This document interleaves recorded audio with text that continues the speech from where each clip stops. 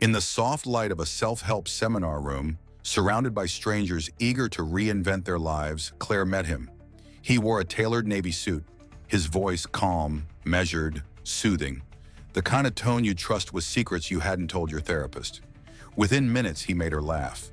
Within an hour, he had her talking about the trauma she'd buried for years. He didn't interrupt.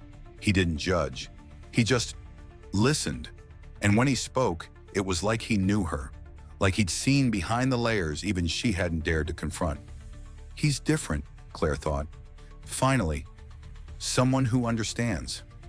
Over the following weeks, he texted every morning. "Good morning, beautiful." He remembered small things. Her favorite coffee, her childhood nickname, the date her father passed away. But slowly, so slowly she didn't notice, things shifted. He'd get upset when she talked to other men. "I just care about you. I don't want to see you get hurt again." He began making decisions on her behalf. "Don't waste your time with that job. I know what's best for you." And when she pulled away, just a little, he punished her with silence, withdrawal, accusations, until the vibrant, confident woman who once walked into that seminar, she was gone. In her place stood a confused, emotionally paralyzed version of herself, dependent, ashamed, afraid to speak her mind, because she didn't want to lose his approval.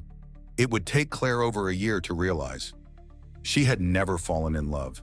She had fallen into a trap. The man she met wasn't her person. He was a manipulator, a predator cloaked in kindness.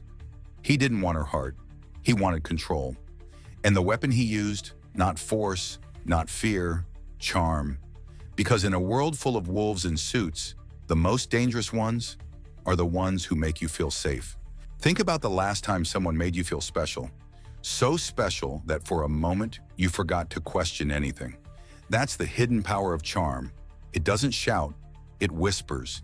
It doesn't demand, it disarms. And worst of all, it feels good. You see, charm is not love. It's not kindness. It's performance. Psychologists have studied this phenomenon for decades. It's called the halo effect.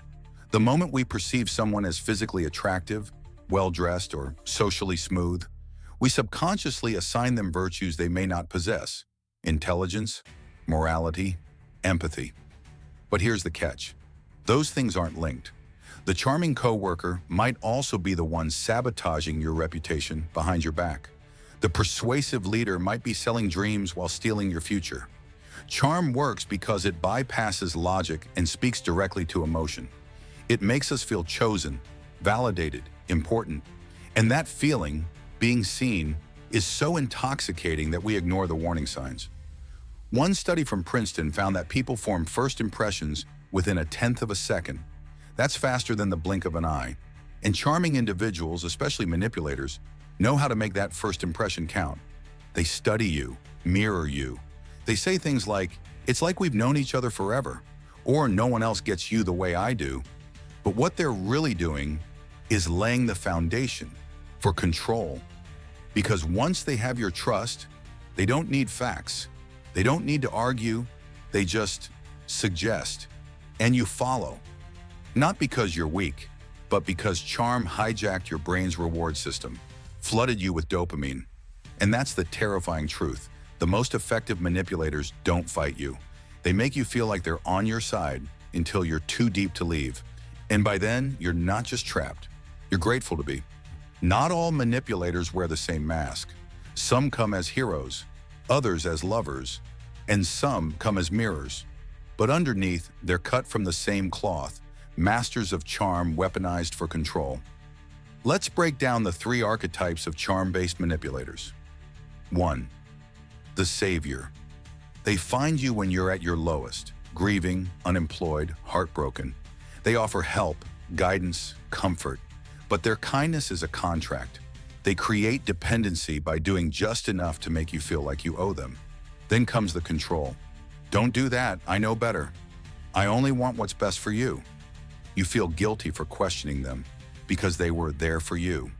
But their help isn't generosity, it's leverage. 2.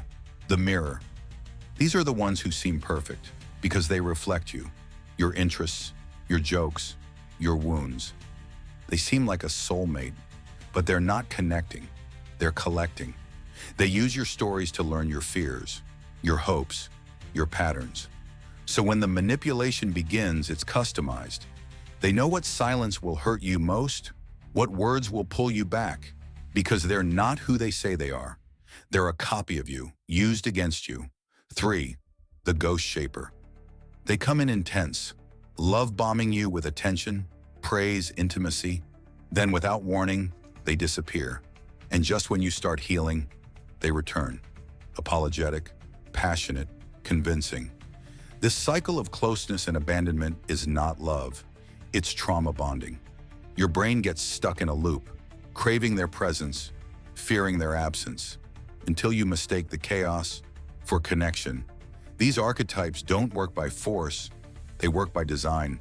They don't overpower you. They train you to walk willingly into the cage, smiling. And by the time you notice the bars, you're the one holding the lock. We live in a culture that idolizes charm. Smooth talkers win debates. Good-looking influencers shape opinions. Charismatic leaders get applause, even when their actions betray their words. But here's the truth no one wants to say out loud. Charm is not a virtue, it's a tactic. And in the wrong hands, it's a weapon. Psychologist Robert Hare, an expert in criminal psychopathy, once said, if you're dealing with a psychopath, chances are you won't know until it's too late. They're born charming. That's their camouflage. They blend in. They make you feel safe. And while your guard is down, they strike. But they don't use fists. They use words, smiles, attention. And that's what makes them more dangerous than the openly toxic people.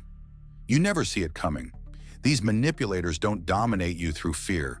They seduce you through fantasy.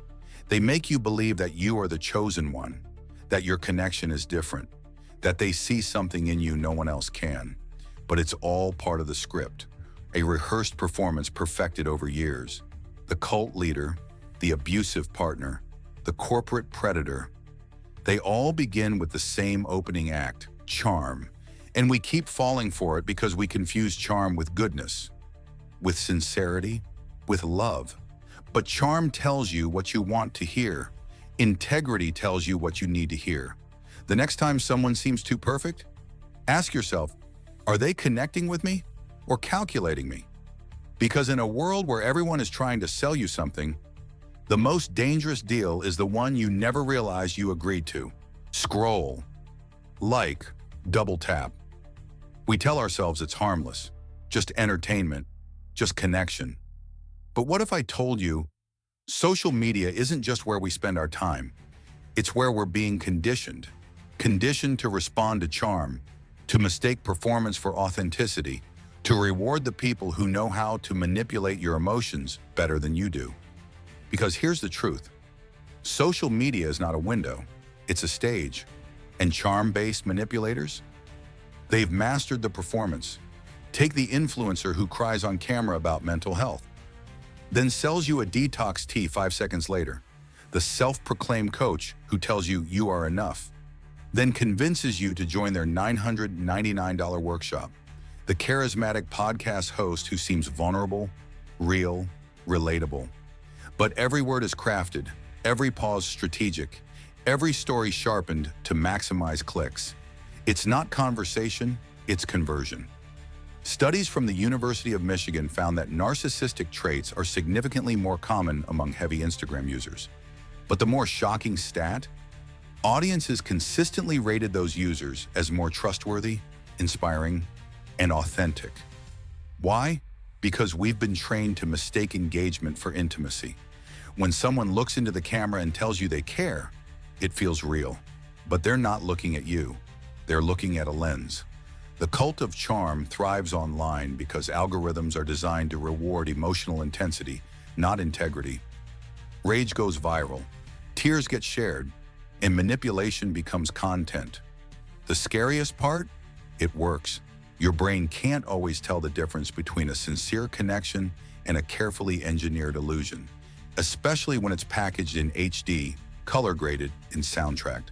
So next time you're moved by a real talk video, ask yourself, is this a moment of connection or is it a moment of control? Because on social media, The most dangerous manipulator is the one who gets you to subscribe willingly. You've seen it happen. A friend trapped in a toxic relationship, an employee loyal to a boss who belittles them, a follower defending a guru who's clearly exploiting them. And you ask yourself, why don't they just leave? But here's the brutal truth. Charm-based manipulation doesn't change your body, it changes your mind. When someone uses charm to control you, they don't break you all at once. They erode you, bit by bit. It starts with validation. You're amazing. I've never met anyone like you. Then confusion. I didn't say that. You're overreacting. Why are you always so sensitive? Then dependency. You don't need anyone else. I'm the only one who truly understands you.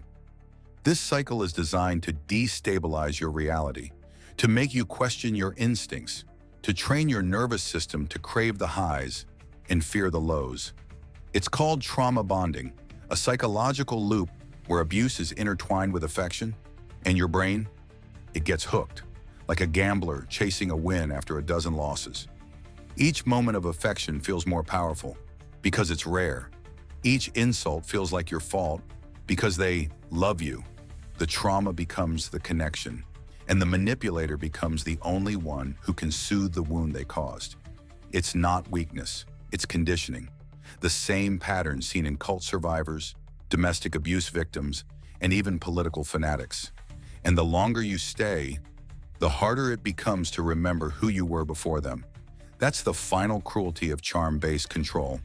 It doesn't just take your trust, it takes your identity. So when you ask, why didn't they just walk away? Remember this, they couldn't see the door because someone taught them that the cage was love. Manipulators don't come with warning labels. They don't announce themselves with red flags. They arrive with smiles, with warmth, with charm. But once you've seen behind the mask, you start to notice the patterns, the slips, the shadows in their words. Here are the signs, the subtle fingerprints of psychological manipulation. 1. You're always explaining yourself. Ever feel like you're constantly defending your choices, your tone, even your feelings? That's not a communication issue. That's gaslighting. A manipulator creates confusion, so you question your reality and accept theirs. 2. You feel indebted for their kindness. They do you a favor, and it feels transactional. They remind you, subtly or not, what they've done for you. Guilt becomes a leash, and soon you stop saying no because look at all they've given. 3. You're walking on eggshells. Not because they're violent, but because they're unpredictable. You filter your words, shrink your needs, dim your light, just to keep the peace. Peace that only exists on their terms. 4. You've lost yourself. You used to be confident. Now you second-guess everything. You used to have boundaries. Now you apologize for having them. You used to dream. Now you ask for permission to exist. These signs aren't just emotional bruises. They're evidence of a system, a silent architecture of control. And recognizing them is the first step to breaking free. Because manipulators can only operate in the dark. But once the lights are on, they either run or reveal who they've been all along. So ask yourself, not do they love me, but do I feel safe, whole and free when I'm with them? If the answer is no, you're not in a relationship. You're in a cage. So, what do you do when you realize you've been played? Not just fooled, but deeply, psychologically manipulated. Your memories twisted, your boundaries erased, your self-worth outsourced to someone who never truly saw you, only what they could extract. Here's the truth most people won't tell you. Breaking free from charm-based manipulation isn't about willpower. It's about reprogramming. Because your nervous system has been wired to associate love with tension, with unpredictability, with a high followed by a crash.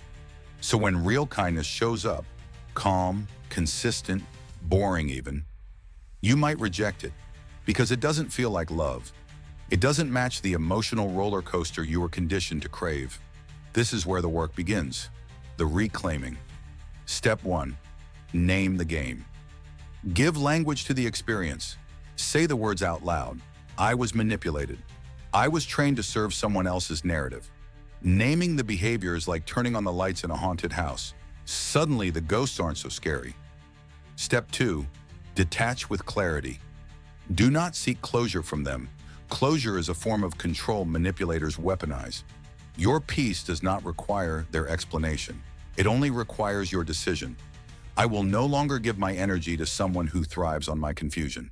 Step 3. Rebuild from within. Reconnect with the person you were before them, before the self-doubt, before the apology reflex. Start small. What do you enjoy? What makes you feel grounded, safe, real? And finally, surround yourself with mirrors that reflect truth, not illusion. Friends who challenge you with love. Spaces where you don't have to perform, because freedom isn't just about walking away. It's about walking back to yourself. Manipulators thrive on one thing: incompleteness. They target your cracks, your doubts, your hunger to be loved, to be seen, to be enough. And they offer themselves as the missing piece, the cure, the answer. But here's the secret they fear you'll discover. You were never missing anything. You were just taught to believe you were. In the words of Carl Jung, the most terrifying thing is to accept oneself completely.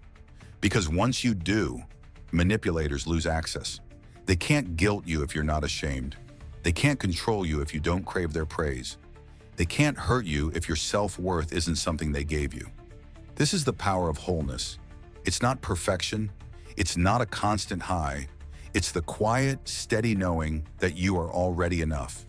Wholeness means you stop mistaking emotional chaos for passion. It means you no longer confuse attention for affection. It means you recognize that being chosen by someone manipulative isn't a compliment. It's a red flag. But here's the paradox. To reach wholeness, you often have to shatter.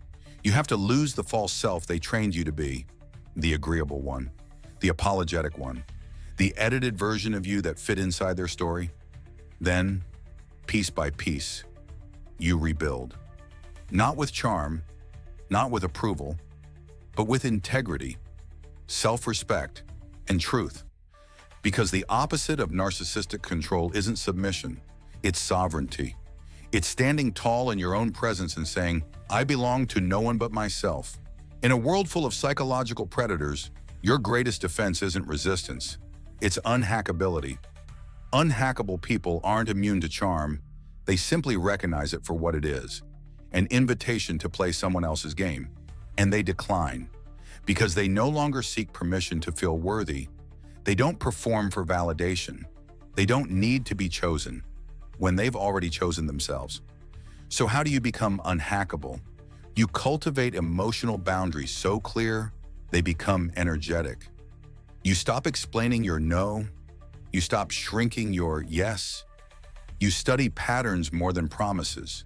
You pay attention to how someone reacts when you disappoint them, because that's when the mask slips. You ask harder questions. Am I safe with this person, or just addicted to how they make me feel?